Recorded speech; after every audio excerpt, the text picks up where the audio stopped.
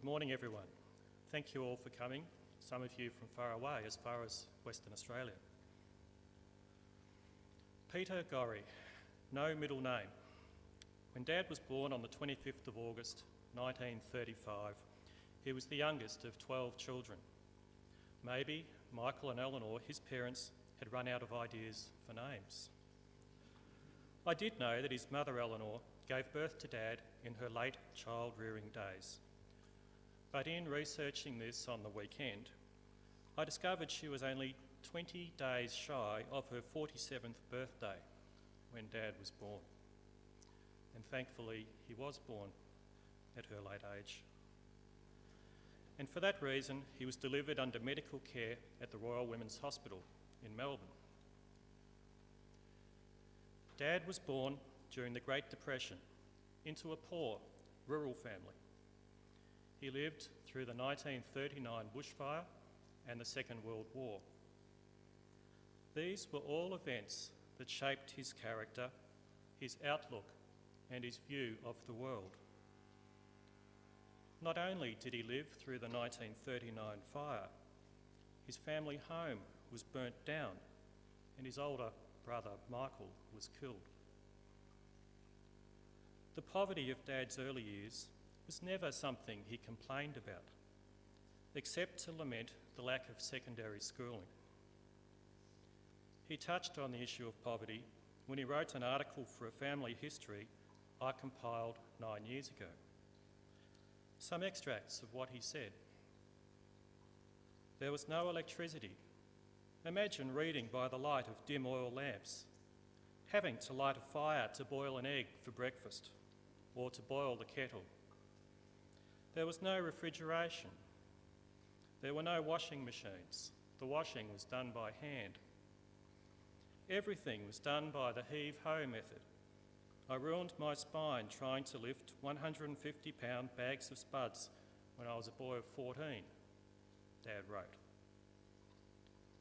It was a harsh environment to grow up in, but there was also lots of love. Dad loved and respected his father and siblings. He loved his mother very much and was close to his brother Archie. He often talked to my sister Jenny and I with great fondness about his childhood and the characters he knew. He spoke less to us about his middle years, between leaving home and marrying Mum, but I guess he was like any other young bloke, enjoying life full of dreams and hope. He was an accomplished footballer.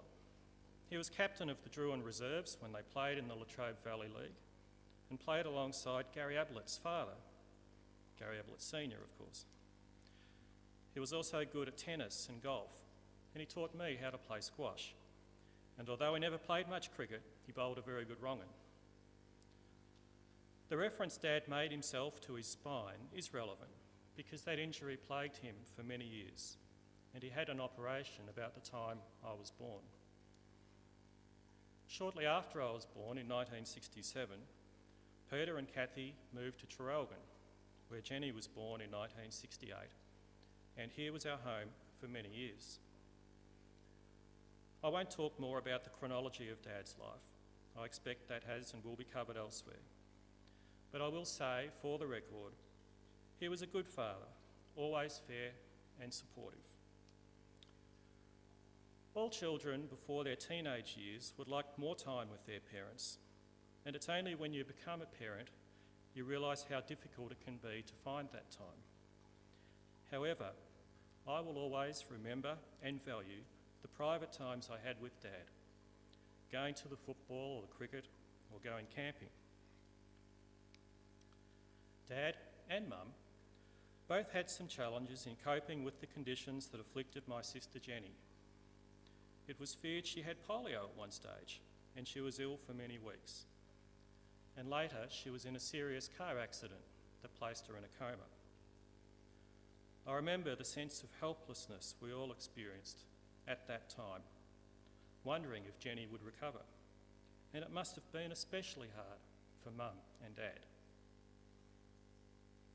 Dad wasn't perfect, nobody is. Sometimes he could be extremely stubborn, and once Dad formed a view, he was immovable. But being stubborn also translates into positive qualities, called loyalty, consistency, and reliability. He loved his family very much and was always there for us. He was an honest man, trustworthy and intelligent. Because he didn't get the education he wanted, he always instilled in Jenny and I the importance of learning. For someone who didn't have a higher education, Dad was extremely literate and clever. He rarely wrote, but when he did, it was beautifully done, grammatically correct, concise and interesting. His writing was outstanding, and he was also a talented musician. Who knows how his life might have turned out if he had finished high school or obtained a university education. It doesn't matter.